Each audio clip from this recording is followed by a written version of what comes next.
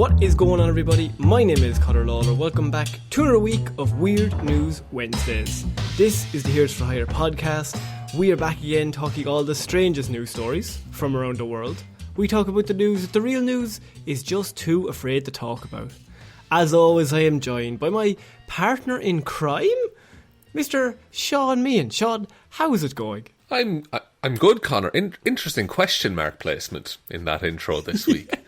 It's I like to add the question mark at different points every week, just to keep everyone on their toes. I would argue that intro sentence has no question marks where they would usually be placed. My friend, Shaun Meehan? Like you've forgotten my name at a soiree? It really just means wherever you want to put it, you cause an argument. And I just feel like that's the power of a question mark. But Shaun, could you just... I have a question for you. This is weird news. It is. What do we do here? Oh, well, you have spent the week gathering all of the weirdest news stories from around the world. You're about to read them all out to me. You should have said funniest? Okay, we'll do take two on that one. Everyone forget what you just heard, and we're going to go again. Okay, 2, 1.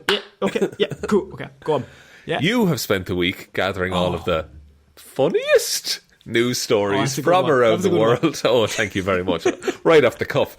God, I hope I don't forget to edit that out, Connor. You're about to read all of those stories out to me, a man who has been too busy professionally editing podcasts to listen to any weird news. So, Shaun, here's the thing, right? It's weird news. It's a big week. And what I will say is this week was jam-packed full of weirdness. And there's some stories I've had to cut because they entertained me, but at the same time I was like, we just don't have time. They weren't good enough. They weren't up to our standards of weird news. We just have such high standards. You know, for comedy, we always bring the highest standard of comedy. Of course. I have 10 minutes of poo-poo stand-up, if you'll excuse me. Poo-poo stand-up? Some weird kind of karate is poo-poo style. So, Shaun, we're starting off this week with sad news. And to be honest, it's news that devastated me. Okay, but rough start to the episode, buddy, I'll be honest. I know everyone's going to want to have a laugh, maybe have a fun time. It's Wednesday. It's a tough day for us. It's hump day, as they say. But what it also is, it's a day for remembrance. Because I'm going to say this headline and you will know immediately why I've chosen this story with the first word. No, the first two words. Okay. Knob contest. Knob contest gets too big. Dorset's famous knob throwing festival is cancelled because organisers can't cope with the amount of visitors to the village. By God, they've been knobbed out of it, you say? Now, imagine my confusion is the same as your confusion when upon reading this the first time and I thought to myself, I know those words, but I've never had them in that sentence. I don't know the context. But it's all coming back to me now, and I'm devastated because we had plans, Connor, you and me. We had plans to go. You know as well as I do, I love throwing a knob. You know that about me. Who doesn't love throwing a knob around the place? It's great crack. Great crack. But if you do it too much, you'll be arrested. Or you'll go blind. So, a famous knob throwing festival has been cancelled because it has become too big for the village to handle. Now, I know what you're thinking. I know what everyone's thinking. Too big to handle, What the fuck are you talking about, first of all? Secondly, I'm going to answer that. Because a knob, apparently, is a type of baked good that is in England, I should say, and is famous in the Dorset region. It is, and they look delicious, I'll be honest. And there was a competition. See, was it who could throw them the furthest or the highest? I can't remember. Oh, we'll get to all of that. Sorry, we'll get to the logistics. Oh, this competition has been held since 2008. It's before the Olympics, I believe. It starred in Olympus. The Dorset Knob Throwing Festival, which was first held in 2008, brings people of all ages to throw knobs or hard biscuits with judges, then measuring them. Jesus, pressure. That's a pressure-filled area. To see who... You can't judge me now. With judges then measuring them to see who can throw theirs the furthest, Shaun. Right, okay. It's a time-honoured tradition, throwing knobs on a... I believe this is held on a Sunday afternoon, this competition. How do you know? That's in my head for some reason.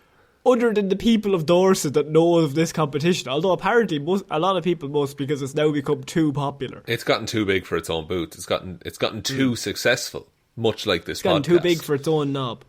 Yeah, much like this podcast. 2 knobs.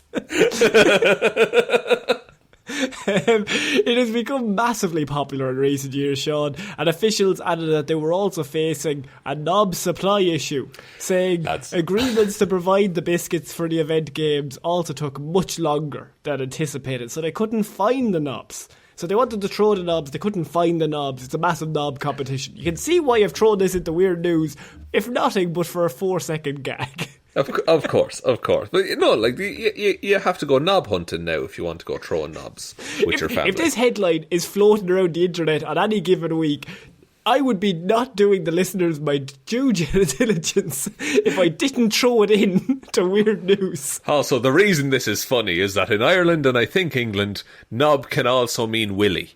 And so they're throwing willies for as far as we're concerned. So the local supply of knobs is run dry in Dorset, is what you're saying? Yeah, it's run absolutely dry, yeah. My God. Now, you often critique me, Connor, for my ideas and my brilliant schemes on this show. I think brilliant is used very loosely in that sentence, but I'm willing to let this continue. However, if... So you're familiar with things where, like, I don't know if you remember, there was an oil spill maybe about 10 or 15 years ago. And there was this big campaign where people could knit jumpers for the Penguins, right? Yeah. So what if we all sent knobs to Dorset? Okay? That's the hashtag we'll use. And I didn't want this dick pic. Why are they sending me this? No, oh God, the majority of Twitter is confused. Are you saying we should send unsolicited knobs to Dorset? Not at all. Well, in a sense, no, not. Okay. Hello, police. I have your man. This is what they'll cut back to 10 years from now, when like. No, I just imagine you with your next job interview, just settling in. It's like, we've been listening to your podcast. They have a cassette tape and they have it ready to go. They just play it and then they rewind it and play it again, just never breaking eye contact. It's like, and you think that's funny too? Well, quite frankly, sir, yes, I do. That's why I said it at the time. No, but if we all baked some knobs, like the baked treat that they are, and sent them over to Dorset, surely the festival could go ahead. Now, here, look, a Dorset knob is a dry, savoury biscuit that has been made by Moors for more than 150 years, and reportedly a famous snack of Thomas Hardy. Okay. The actor Tom Hardy? I don't know if it's the actor Tom Hardy, but if it is, that'd be even better, but I think it's a famous person. We don't know Thomas Hardy. Are we bad at history? Maybe, but who is Tom... Like, surely if he was that important... We've explained how the Irish education system is 4 weeks of Jesus, World War II was bad, and then 800 years of fuck the lads across the ocean. Those lads you can get a short-haul flight to. Yeah, they're bastards. Thomas Hardy was a novelist and poet, and he died in 1928. That's all I know about this man. Yeah, but then the Irish Revolution started in like 1916, so at that point our history books had just completely forgotten just anybody else. That's true. We were busy writing at the time, writing about all the things that happened. So here's the thing, right? It's a very famous snack. It's loved. It's beloved, and it has its own festival, Shaun. And people come from far and wide to throw leftover bread dough. It's made with leftover bread dough. They come to throw the bread in many different areas. And it then I like the idea, this has one of my favourite things an article ever does, Shaun, is when the journalist has a word count that it has to hit. Now, if it doesn't, if they don't hit the word count, there's going to be trouble. They don't get paid. This is a big story. Yeah, they don't get paid. Like, if I've got like 3,000 words, and we all have done a college assignment or a school assignment, oh fuck, I've got 3,000 words. Instead of saying, I don't know, door entrance to the building, like just adding a few extra words. Instead of, here's an easy one for all you college students. Instead of because, you say, as a result of. As a result of 4. That's 4 for words. Price That's 4 for 1. It's a classic Connect 4. High five yourself. I failed every assignment. High 4, if you will, Connor. And look, now we're going to get really... You're going to know when they kick into gear on the area where they definitely wrote the main bulk of it, and then went, oh, fuck. What paragraphs can we copy and paste? Oh, lads. It is believed the name comes from the Dorset knob buttons, another traditionally handmade good as well. However, some theorise it is before. They are often compared in shape and size to doorknobs. Shods, there you go. They can be eaten with cheese, dipped in tea or cider, or with honey and tea, which is known as thunder and lightning by locals. Wow, fucking life in Dorset is really... It's really thrill a minute, isn't it? Round 2 of my questioning. Who dips in cider? What is going on there? Who's getting a cider and then going, you know what would make this better? A lovely biscuit. Bit of bread in this now. Because I've looked them up, Connor, and they're essentially scones. Yeah, I did as well. But we don't have a word count. So we have to tell people just what they can dip it in. You can dip it in petrol. You can dip it in meat. You can dip it... Like, there's no rules. You can dip it wherever you want. It might not taste nice. I suppose you could dip it in, I don't know, milk? Yeah, that'll work. Acid? Yeah, not for long, but yeah. Is it a liquid? Fucking dip away, boy. Dip away. There's no worries. What else is it made from, though? Like, if it's bread dough, mainly, it's surely just a bread roll. It's bread dough with added sugar and butter. That's just a sweet bread, though. Yeah. Sorry, I said though. Were you saying... Sorry, yeah. Yeah, sorry. Yeah. I needed to clarify immediately because I was saying though, not dough. Yeah, of dough. Sorry. You're going to just have to really clarify that clarification, please.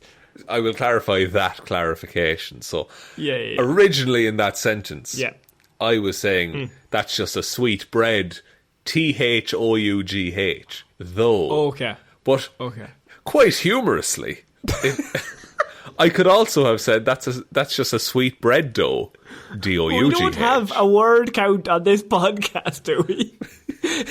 I don't. You keep telling me I need to talk more, Connor. You say I really value your insights as a person, Shaun. That's what you said to me. That conversation has never happened, and you know it's never happened. It is, every night I have that conversation in front of the mirror.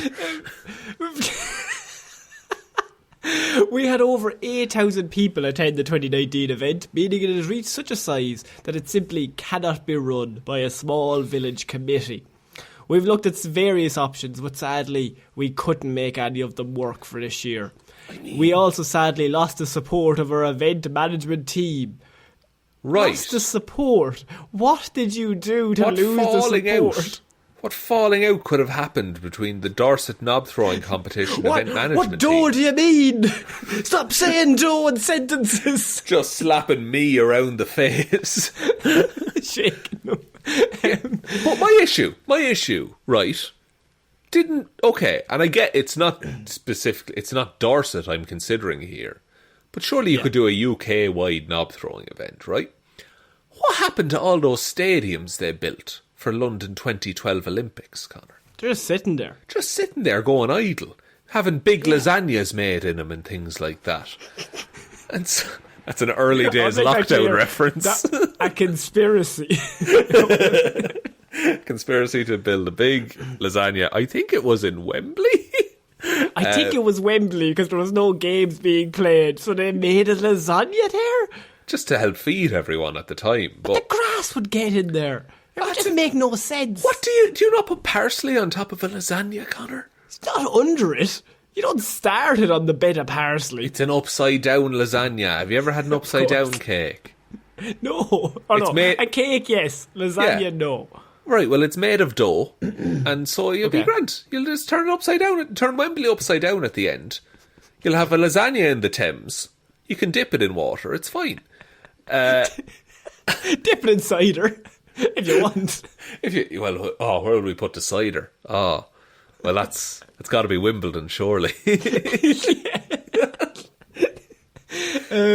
So the competition has been scrapped over the past 2 years, obviously during the pandemic. Now, it's traditionally held on the first Sunday in May in Dorchester. Still time. With rules saying competitors must throw their knobs underarm with at least 1 foot remaining on the ground. Lads, you don't want to be 2 foot in the knob, that's all I'm saying to you. No, that's... As well as knob throwing, people can take part in knob nibbling, knob painting, a knob and spoon race, guess the weight of the big knob, knob darts, and a knob pyramid, Shaun. Oh, the old knob pyramid. My head is going to explode. It's very juvenile humour, but it's very funny when there's a knob nibbling contest. Guess the weight of the big knob. That's a good one. Best name. So, like, how big is that knob? What's going to happen if I Google big knob Dorset? All the lads always overguess the weight. God, I'd say that's... Nah. It's 100,000 kilos, I would say. So, look, Shaun, unfortunately the contest, it's been cancelled because it got too big. It became too famous. It's like Icarus. It flew too close to the sun, and now we have no more knob nibbling competitions because we just loved it too much. No official ones, Connor. There'll still be the underground knob nibbling competitions, I'm sure. The first rule of knob competition is you have to explain. To explain what you mean. The second rule is just explain it again to be sure, because we've Honestly, had some issues in the past. They're just going to laugh. They're just going to laugh, so you have to tell them what they mean. You have to show up with the pastry ready to go, and they'll know what to do from there. In 2017, Shaun, this wasn't the first piece of trouble this competition has had. Now, obviously, this is the worst trouble. But, in 2018 was cancelled following a dispute with Moores, creators of the famous Dorset knob biscuit. But it was resolved. And apparently the 2019 contest went ahead. 2018, there was a bit of trouble. 2017, there was also trouble when rainy weather made the biscuits soggy and heavier and harder to throw. So the furthest any of the competitors could throw their knob fell well short of the world record. Well short of expectation. They didn't have a chance, but you should take... Like weather comes into most sports, I would say, so that shouldn't be any excuse. Also, rainy weather could also be the name of a person, perhaps. And they just put extra liquid in the dough. Yeah. I have the fucking world record set by Dave Phillips in 2012 for his throw, Shaun. Now, it stood for 10 years. Because you will always overestimate and completely ruin the gag of what it is. Unless you guess 4 feet. What? How far do you think you could throw a knob? I would say, okay, in feet? Yeah, in feet or meters. I have both. Okay, I think I could throw a knob. Oh, got upwards of 7 meters. Easy. 7? That's a good hefty amount. It's a hefty 2 meters throw. Is what, 6 foot something? A meter is 3 foot 3 3/4 of an inch. Yes, so you're 6 talking, foot 6 is 2 meters. Yeah. So you're talking upwards of 1,000 miles, I think. I think that's how it works. But currently in the winner in Pete Asher in 2017, and he threw his knob 22.70 metres, or 74 feet. Okay, that's what I'd expect of an athlete, is the thing. Well, that's not the world record, though, because the world record was set by Dave Phillips in 2012, as I mentioned, and he threw it 96 feet, or 29.4 metres, nearly 30 metres he threw the fucking knob. Right, and what kind of land is this on? Like, are we on top of a hill? Are we off a cliff? What's happening here? I can only assume there's a strong wind behind him, because there's no way anyone can throw anything 96 feet. You do have to take wind into account. But I think a knob would be like the perfect balance of, like, it's light enough to not be a strain on your arm, but it's heavy enough to not be affected by wind, you know? So I think a good underarm knob, and then just straight off in the distance, Wile E. Coyote style. And then, I'm like, when Mr. Phillips threw it, I imagine like it landed in the ground and like a crater like formed around it. They took him away because he's too dangerous. The police just arrested him. Officer, this man is Goku, and I don't think he should be allowed to play. Yeah, he's clearly drug it up. He's like injecting steroids before he throws the fucking knob. Fuck a win. That's the thing, at the knob competition, you need to look out for the lad with one big arm. He's well practiced. Oh, no. He's got that underarm technique sorted. So, Shaun, it is sad. With sad news, we had to tell the people of the world that the competition is over. It's been cancelled. Until it comes back again, we must just bid farewell to the holy knob throwing competition. We'll watch those knobs ride into the sunset, ready to rise again, stronger than before, Connor. Knob Nibbler. Knob Nibbler is a terrible name. It's Guess awful. The weight of the knob. They know what they're doing. They know exactly what they're doing. But then and then they complain when too many people show up to their funny event. Yes, it's funny. No, do you think 7,000 of the 8,000 were people turning up to complain? I dipped it in my cider and both of them now taste shit. I've ruined my cider and my knob. Wait, what did you dip in the cider? Okay, Shaun, we're moving on to our next piece of news, and I thought this one would specifically entertain you. Well, that last one did a pretty good job. Maybe not entertain, might anger, because it starts with FNT Group, Shaun. FNT? What's FNT? So we all know what an NFT is. NFT? Yeah. NFTs are dog shit. No, sorry. They're a worldwide marketplace that we're all making millions on, Shaun. So please. No, they're awful. I want everyone to know my stance. I've injected my life savings. Yeah, you shouldn't have. They're awful. Sorry. This isn't funny at all. This is horrifying, okay? One NFT transaction takes the same amount of... It has the same carbon footprint as the average American household per week. Yeah. For one of them. That's Did you see the Jimmy Fallon clip? No. Oh, you haven't seen that where he's doing the interview and they both just break into NFT talk and it looks like a hostage video. I mean, that's how it mostly is. What do they have on these people? Also, the man who made all of the apes, his apes got burgled. Oh, for God's sake. Here's the thing, Shaun. NFTs, everyone knows what they are. And if anyone doesn't know, because it's probably been explained multiple times, and I don't really quite get it, can you explain to everyone what an NFT is? Kind of is the answer. Basically, you're using cryptocurrency generally to buy a receipt to say that you own an image. But because of the nature of the internet, where these images are shared, anyone can still access and use that image technically without ownership, but also they have a hard drive that they can fill with images. They can print them out if they want, and that's fine. So you know the way, like, say people come and they go, I bought this picture, this is mine, I own the original. Yeah. And then people, we've all done it, you scroll up to an image, you hit just the right side of your mouse. Mm-hmm. And then one of you the two buttons. Sorry, two. And then you just click Save Image As, and then you can save it whenever you want. Just change the name. Like, and that's it. That image is in your possession now. But it's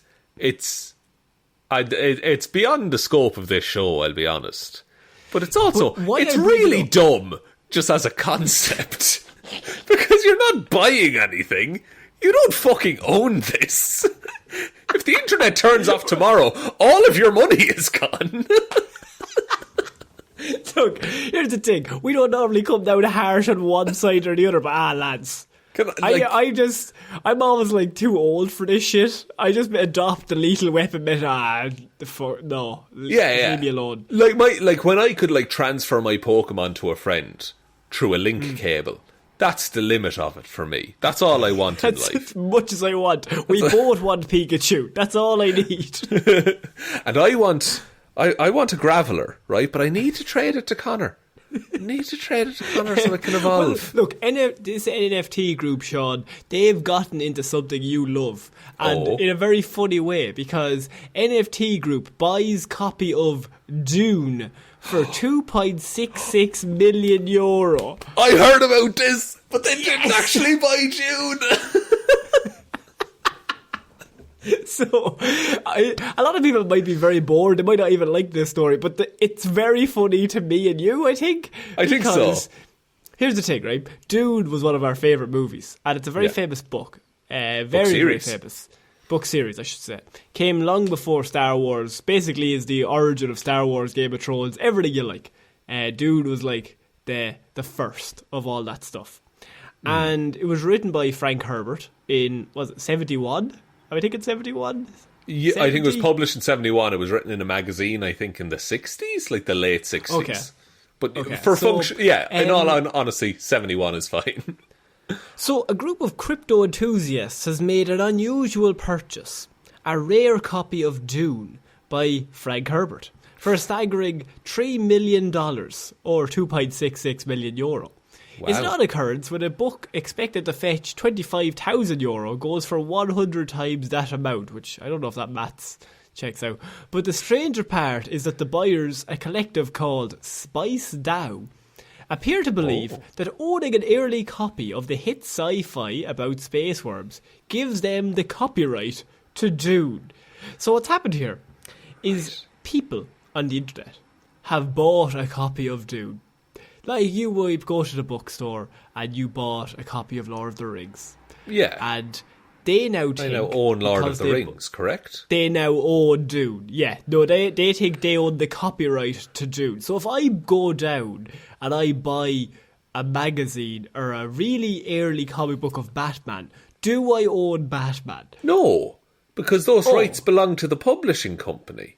That's bullshit. I bought it. And Frank Herbert famously has passed on the rights of Dune to his son, Connor. This is easily accessible. Yeah, go ahead. So the NFT group, they put out their mission statement, Shaun. So we know they've spent $3 million. I thought that's dumb enough as it is. It's just a copy of a book. But it's early enough, Shaun, that they now have thoughts that they own the copyright because they've bought the one book in existence of Dune. It's really smart. That's not a copyright. What the fuck? How stupid are these people?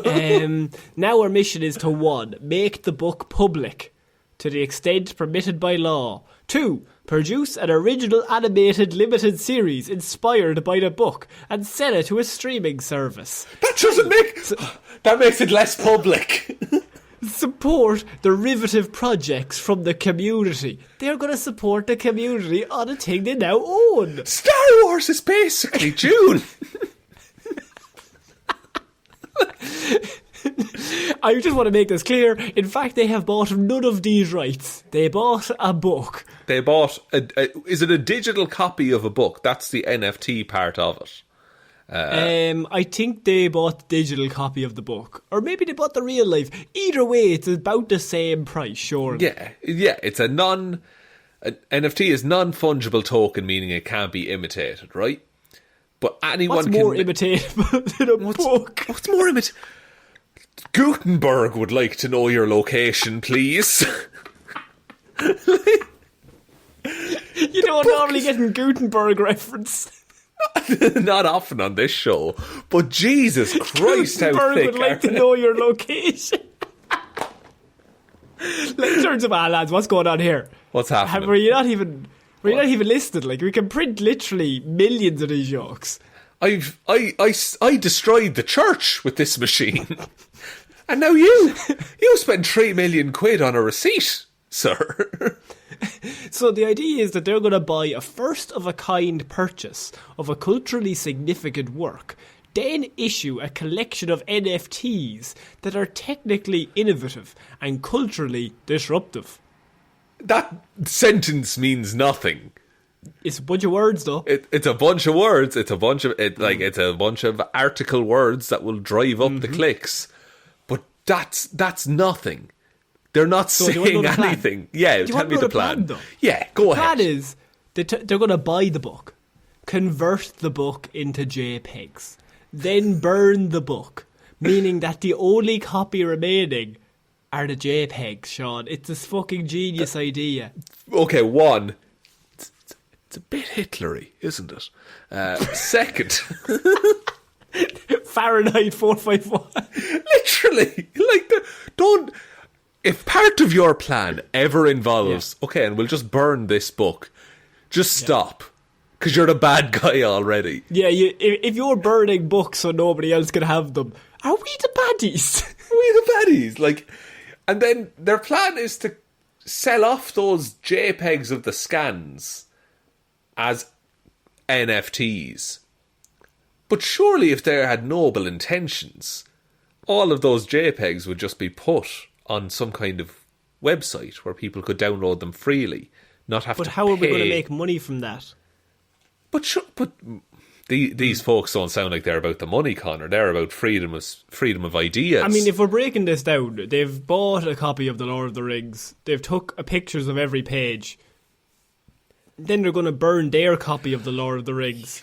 And then they're going to say, now you have to buy my images of Lord of the Rings. If this, and that's but even, it's not like they just went and bought it in a shop. Conceivably, they have the first ever instance of Dune being printed or written in a physical media, and their plan is to just destroy that, to use the words of this article, culturally significant book in order to sell NFTs to be culturally disruptive. Doesn't sound noble to me, my dude. I mean, also, it doesn't matter if they had the very, very, very, very first copy of Dune. Yeah. Even if they had number 1 Dune, right? The Frank's copy. If they went to Frank's house, they got his copy that he brought home the first day he made the first book. Even then, Shaun. And he read it to his son, and his son said, "Dad, this is a bit heavy." This is a bit much, I'm 7. But, even then. And then they uploaded all the images to the internet. But you know what else also works off the internet? Is Amazon. And Amazon have this little thing called a Kindle.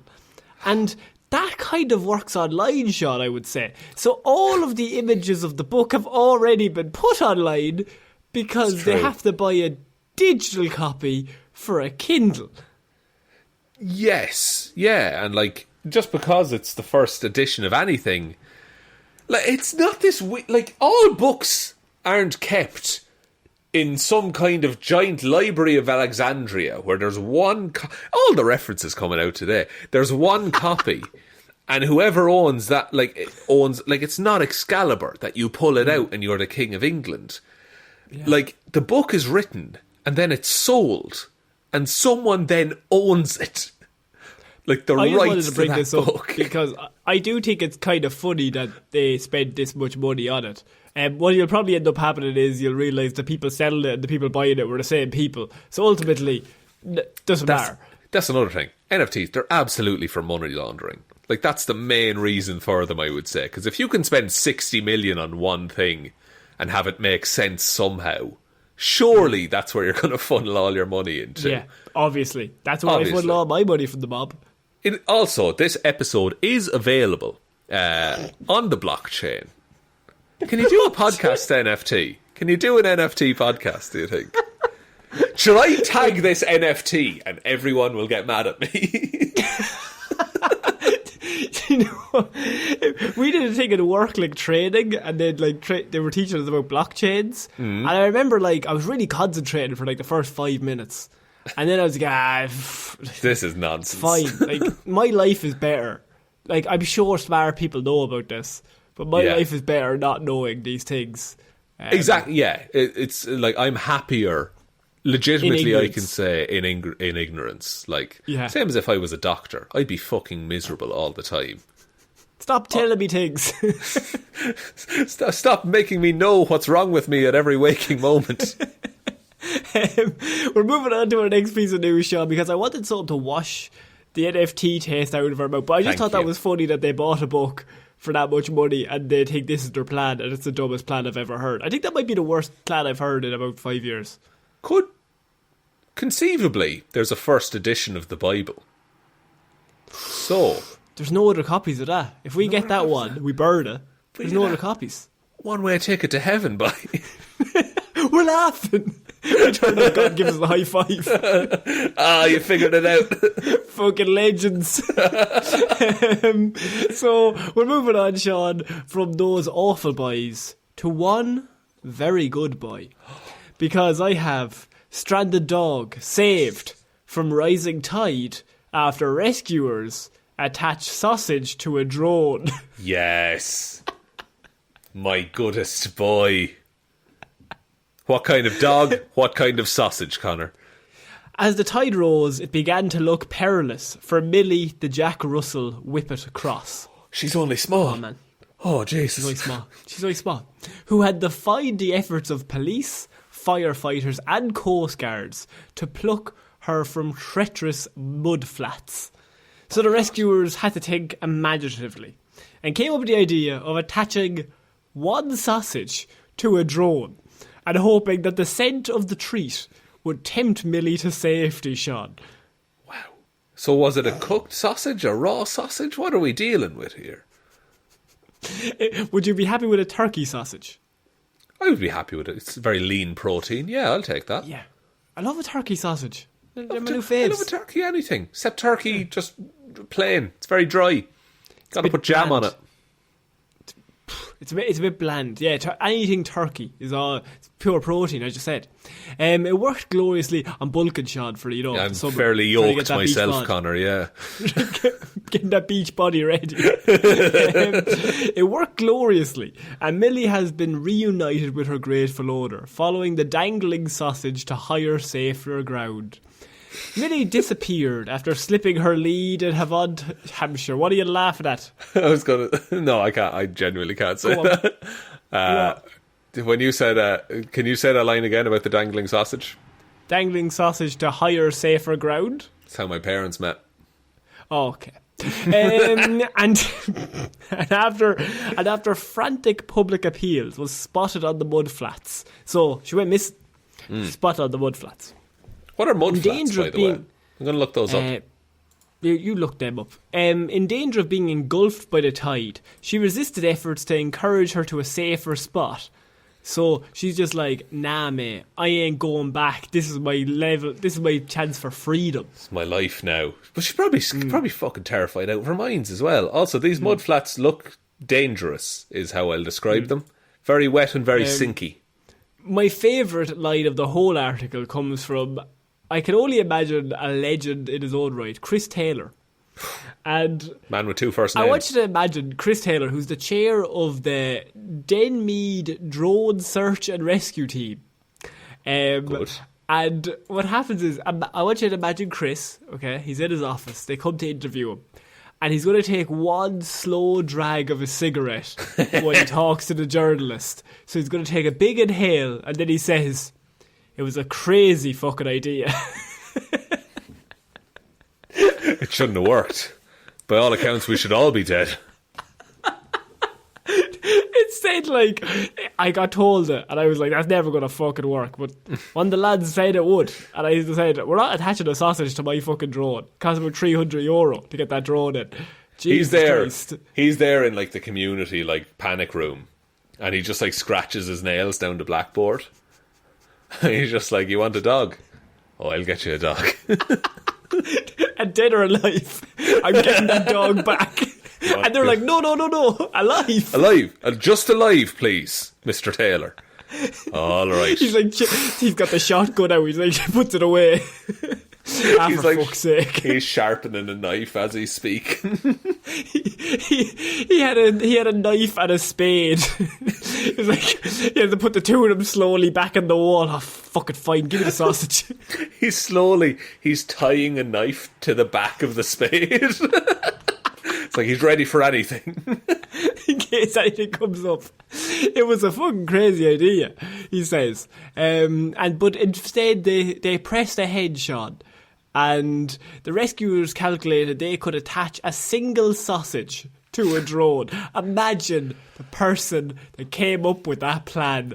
They're like, boss. The local butcher. Yeah. Originally he's like, I've got a 12-pack for €4. Yeah. It's like, no, we just need the one, Tom. All right, so. All right, yeah. Slow day, boy. Slow I have an 11-pack really for $4.50. Yeah. Sure, what if you and the lads had a few sausages after the victory, though? Yeah, sure, we're going to need lunch, lads. Come on, like. Yeah, you get a few steak. T-bone. T-bone. You'll have a T-bone. Brand new T-bone. And goose. Do I have something for you? The foie gras on its way, boys. Come on in. So Chris Taylor's like the head and he's smoking in the corner and someone's like, boss, I've got an idea. And he's like, what? We attach a sausage to the drone. And he just like slowly looks up like, what the fuck did you just say to me? It's just crazy enough to work. God damn it, I'm in. Shut your beautiful mouth, I'm in. I have a question for you. How much convincing do you think this took to let him tie a sausage to the drone? In my opinion, Chris is in love with his drones. Like, he doesn't want to damage them in any way. His drones are his children, yeah. Yeah, like, he's like the head of the drone search and rescue team. He's like, I want to save the dog, but I want my drones to come home safe and sound to their families. So I won't leave one drone behind. He goes back to sharpening the knife. If that dog kills my drone... A dog for a drone. That's Chris's chest tattoo. They like give poor Millie back to her owner, and she's like, "Oh, thank you." And he's like, "Give me it." Chris just comes out. It's my fucking dog now. 3 drones died getting that joke back. He's like strapping a propeller to her, and like, now I'm down a drone. Taylor said one of the local residents on the beach where we were flying from supplied us with the sausages. I think they were from Aldi, he said. The woman cooked them up for us and we attached them with string. Cooked sausage. See, it's like... but here's my issue, is that you have the weight of the string. Because sausage, one of the very few foods to come on a rope. It's like sausage links. So you could have gotten more than one sausage on the drone, is all I'm saying. But see, the problem is the weight. Chris is deathly afraid of the weight dragging the drone in, because he's not one. If he loses a drone, he just can't go home. See, yeah, that's true. The wife won't talk to him anymore. His wife is a drone. His wife... He married a drone! I think... But, like, I think it's more at risk to tie it. Because, yeah, you might have a bit of a weight issue. You might have to get a bit closer to the ground with the links. But if the dog grabs the rope, she's taking the drone down with her. You know? Yeah. Like, see, the funny thing about all this is we're talking about this like this was the first idea. This implies that they tried like boat, they tried to swim out themselves, kayak. They tried basically every form of vehicle to get this poor dog back in. And then you just like, we're out of ideas, boss. Are we though? Do we know someone in Aldi? Then it's just like, I mean, there's one guy, but he's a fucking lunatic. Like he talks to the drones. We can't bring him out of retirement. And they go to like this cabin in the woods, and he's just like, he's there, and he's chopping and the cabin down is shaped like a drone. And he's surrounded by trees, but there's drones like stuck in all of the trees from when he was practicing. Yeah, he's really shit at flying drones. He's awful. And then he's like, you want a smoothie? And then he just throws a bunch of fruit onto a big drone in his kitchen, and it goes everywhere. And he just holds up a glass. Oh, we got a little bit of that. That's pulp. You can have the pulp. Oh man, yeah. And there's like a lot of little graveyards, just of all just drones. Just drone 1, drone 2. And they've got like it's like a cross, but it's a propeller, and it spins in the wind. So Chris has brought out a retirement because they've told him a crazy person on the beach wants to give him some sausages to, fly in the dog.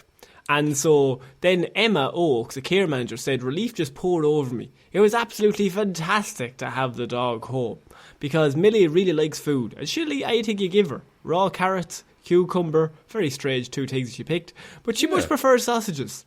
Meat is her favourite food. I mean, it's a dog. It's an animal, like it's an animal. It's fairly understandable. Dogs come from wolves. So dangling a sausage was probably the best thing they could lure her with. Imagine they flew it out and it was something she didn't fucking like. Yeah, like what if they flew it out and it was like a carrot? It's just like she's just been eating it to be polite. She didn't want to make you go out of your way to make her own dinner. Everyone buys their heads in their hands like Chris is after flying out the fucking drawer with a Brussels sprout at the end of it. That dog is going to be fucking dead in the next 5 minutes. But the thing about dogs, because my girlfriend's dog, rest in peace, but back in the day, had to have like tablets given to it and stuff like that, like medicine. And like, to give it to a dog, you wrap it up in some ham. But she could eat the ham off of the tablet and would then spit the tablet out.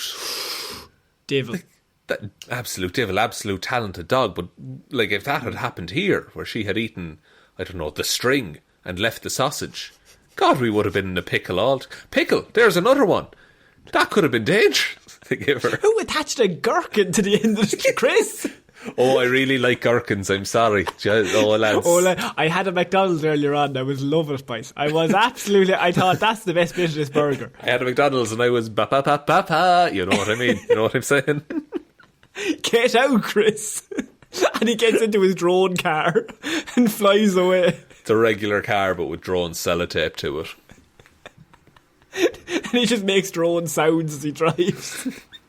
It's very loud man, Chris. So look, this good boy, this good stranded dog saved Millie the Jack Russell Whippet Cross was finally saved, and we can all. I mean, it's a happy ending, but it just made me laugh. That they're like, there's a dog missing, or there's a dog at sea. We can't get her back. What's the one thing a dog will follow? It's attach a sausage to a fucking drone. An old sausage. Like a cartoon character, She'll smell it and she'll float away, following the fumes. I think that's how it works. That's how I get my dinner. I don't know about you guys. So, Shaun, I feel like I could go Florida Man, if you want. Or we could go for a different story either. I mean, we've had a Florida free week so far. Do we? I mean, do we give it a break or do the people need to know, Connor? I leave it up to your expert judgment. I mean, here's the thing, because Florida Man, he's gotten into a few scrapes in his time, is what I would say. Right. Florida Man has this ability to constantly be adapting. He's constantly changing the story. The story is always... It goes with the moments that he's in. So of course. What's interesting about Florida Man this week is that he's caught red-handed. But is he though? Because that was my questions. There's always a reason why things happen. Because Florida Man claimed bag of syringes was for fishing, police report. Interesting. Very interesting. Okay. I've not heard of this, but as an avid fisher myself... God, I'm interested. A drug suspect found with fentanyl and a bag of hypodermic needles told Florida police that he used the syringes for fishing, according to the arrest report. Police responded Saturday afternoon to a 911 call about a suspicious person encountered Eric Bennett, 30, on Vero Beach Street. An officer described Bennett as visibly intoxicated on an unknown substance. Doesn't mean anything. They just didn't know what brand of life he was on that day. I'll tell you something now, that's just an opinion, man. That's just your opinion, man. Right? I could just be like this every day. Just because I perceive things different than you. And then he draws a square in the air. Asked about the large bulges in his pockets of his shorts and whether he was going to the knob throne, and whether he possessed any weapons. Bennett replied, "I have hypodermic needles for fishing." He then removed a plastic bag with syringes inside from a pocket and placed the works on the hood of a squad car. Probably the worst place to place syringes, I would say. Well, except into your body, unless you're a trained medical professional. Or have been instructed to do so in some kind of treatment that you're undergoing. Although, maybe it's a case of you called her bluff. Maybe I go so far the other way I couldn't possibly be guilty. I'm going to put my syringes on the car. See, is it a crime to own... Is it a crime? That was your thing. Is it a crime, sir? Your Honour, my client is simply built different, okay? Is it a crime to own syringes? Empty syringes that he uses for fishing with the boys. But they were full of fentanyl. No. Surely not full of fentanyl, Connor. And what even is fentanyl? And then there's like an expert there that's like puts up their hand. Shut up. Your Honour, what do we know? We don't know anything about fentanyl. But what if they just didn't call anyone in the court who knew what fentanyl was and they had to let him off? Everyone's like scratching their head like, I don't fucking know. I don't know. So, I've heard it in stories. Shaun, what's fentanyl? Fentanyl is a powerful opioid used as a pain medication and together with other medications for anaesthesia. And then, look, this next paragraph doesn't help at all, but it's also used as a recreational drug, mixed with heroin, cocaine or methamphetamine. And its potentially deadly overdose effects can be neutralised by naloxone. So, Connor, this man is researching the treatment of fentanyl. He's carrying that in case somebody overdoses on the cure. Yeah. Oh no, we've got to balance them out. You got to balance. It's a bit of a hot-cold scenario there. And then he's going fishing with his research buddies while they take a break from writing their midterm papers. So Bennett also handed over a cigarette packet containing a baggie with fentanyl in it. He then said, "I don't really want to go to jail." So who does, sir? Is what I would say. Although it is, I mean, it's a bold strategy. Your Honour, or police officer, sir. Perhaps, maybe I don't go. Perhaps. Your Honour, I would like to present as evidence Harry Potter and the Philosopher's Stone. Now, Harry doesn't want to be in Slytherin, but... I'd like to present, Your Honour, one statement. I don't wanna. What about that, Your Honour? What? Could we all tell us what fentanyl? Nobody knows. No one knows what fentanyl is. I made up that description earlier. I just googled that.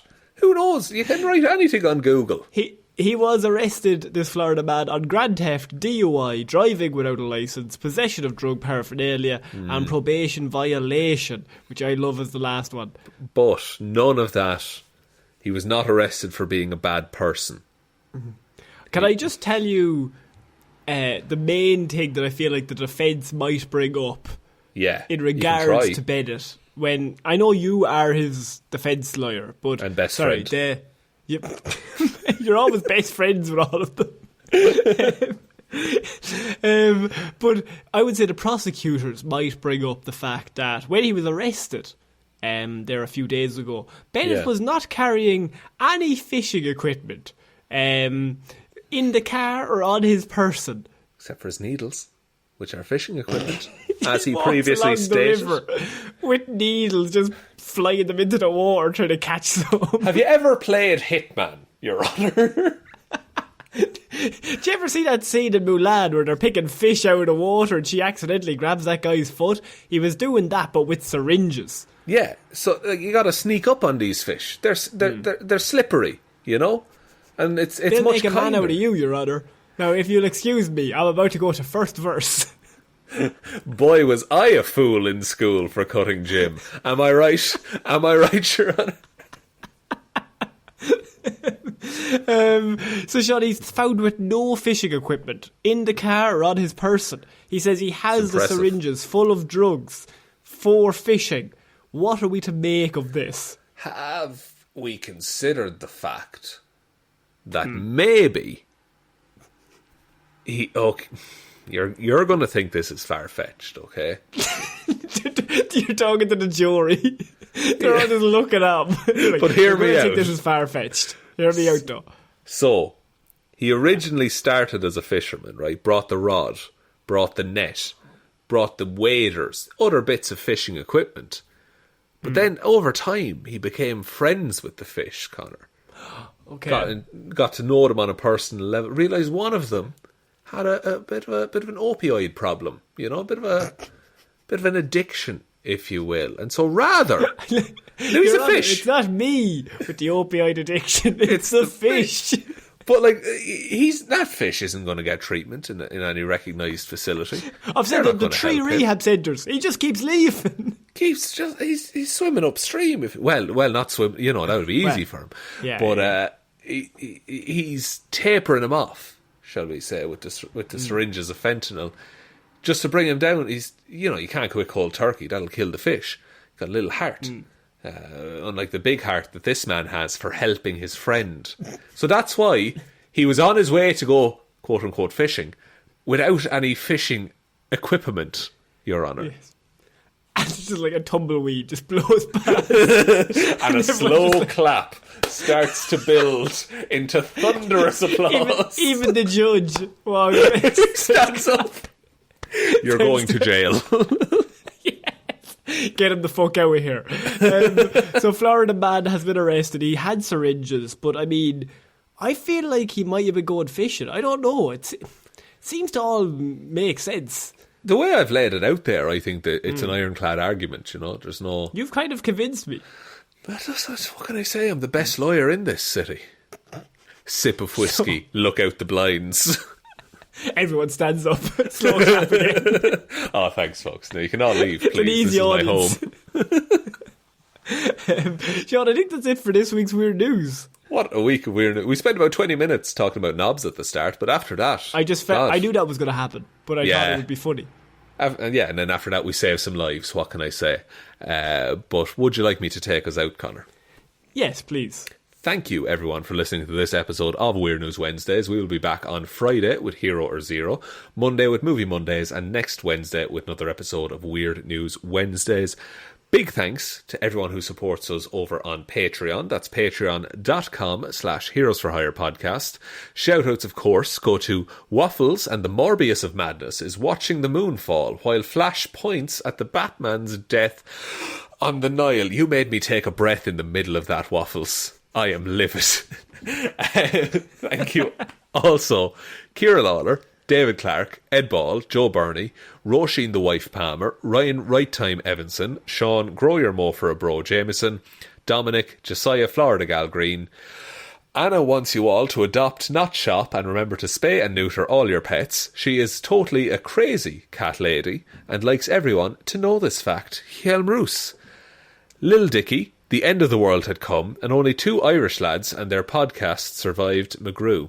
Thank you also then to Danny McLaughlin, Ray, I can't believe Wanda did this, Sammy DeLucia, Michelle seriously cannot keep up with changing our name Brown, and can't wait to spend 3 hours in Gotham, Batman, for the win, Luke Hoth. Also, I would say 3 hours in Gotham sounds like a nightmare, given what I know happens there. Awful. You're definitely going to die. No, yeah, first 2.5 hours, I'm going to see Zorro with my well-to-do wife and our son. And the next, those pearls are falling all across the alley. No, please, wear your pearls, darling. They look lovely. Sir, please, put down that weapon. Oh! Dude, chill. Nice. And thank you to everyone who supports us over there. If you want to head over there, we do have our Patreon movie reviews that we put up every single month, where we look back at our favourites, least favourites, panic-inducing films from the past, and just give us our general thoughts on those. You can also support the show in other ways. We do have a merch store link below. Twitter is @Heroes for Hire Pod, the 4 is the number 4. Facebook is Detective Divilment's discussion group. Instagram is Heroes for Hire Podcast.